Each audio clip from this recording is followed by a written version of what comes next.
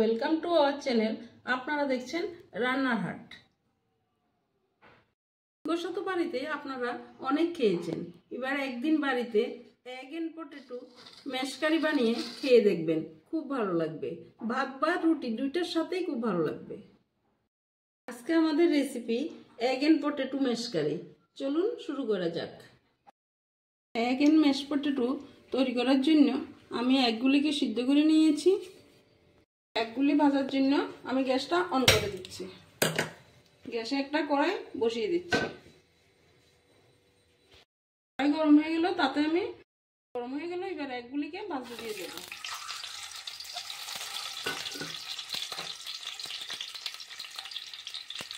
তাতে সামান্য হলুদ গুঁড়ো দিয়ে দিচ্ছি।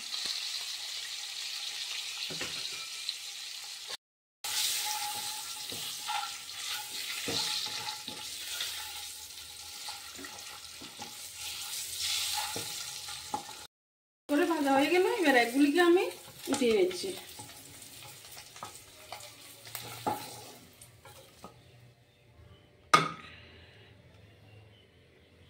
এগ এন্ড ম্যাশ পটেটো তৈরি করার জন্য আমি পটেটোগুলিকে হাত দিয়ে ভালোভাবে ম্যাশ করে দিচ্ছি।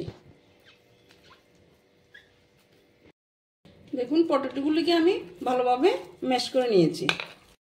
একই তেলে আমি ম্যাশ করা পটেটোগুলো ভেজে নিচ্ছি।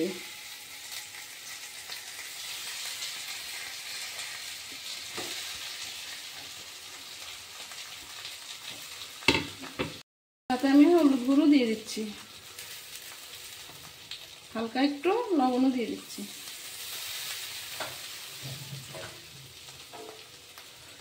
এবার ভালোভাবে ভেজে নেব।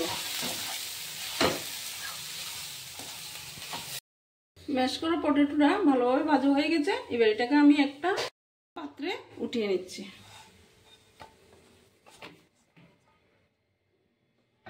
এতে আমি পেঁয়াজ বাটা, আদা বাটা,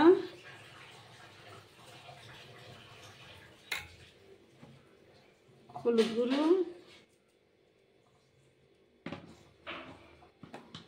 জিরে গুঁড়ো, ধনে গুঁড়ো, লঙ্কা গুঁড়ো নিয়ে নিয়েছি। এবার সামান্য জল দিয়ে পেস্টটা ভালোভাবে মিশিয়ে নেব।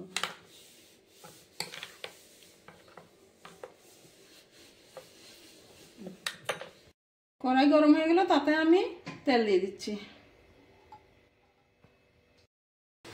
তেল গরম হয়ে গেল, তাতে আমি পেঁয়াজ কুচি দিয়ে দিচ্ছি।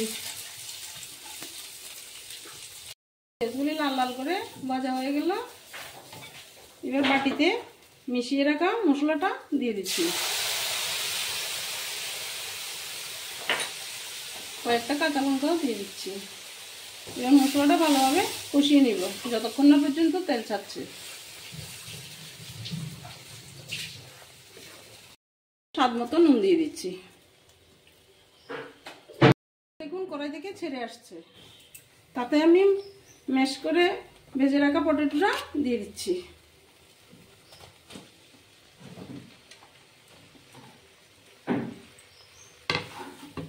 এবার একটু ভালোভাবে কষিয়ে নেব।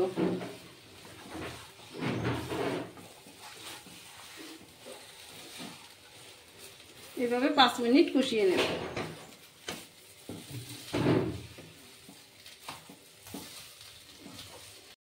কষানো হয়ে গেল, এবার তাতে জল দিয়ে দিচ্ছি।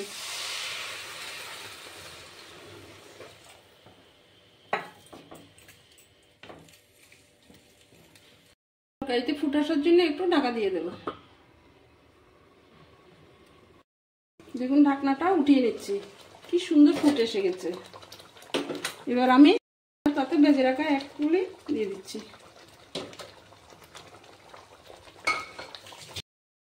এইভাবে 10 মিনিট রান্না করে নেব।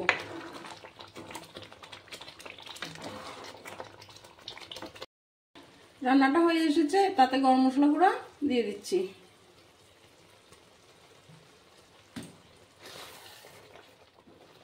একটু নেড়ে নামিয়ে নেব। এখন তৈরি হয়ে গেল সুন্দর স্বাদের egg and potato mash curry.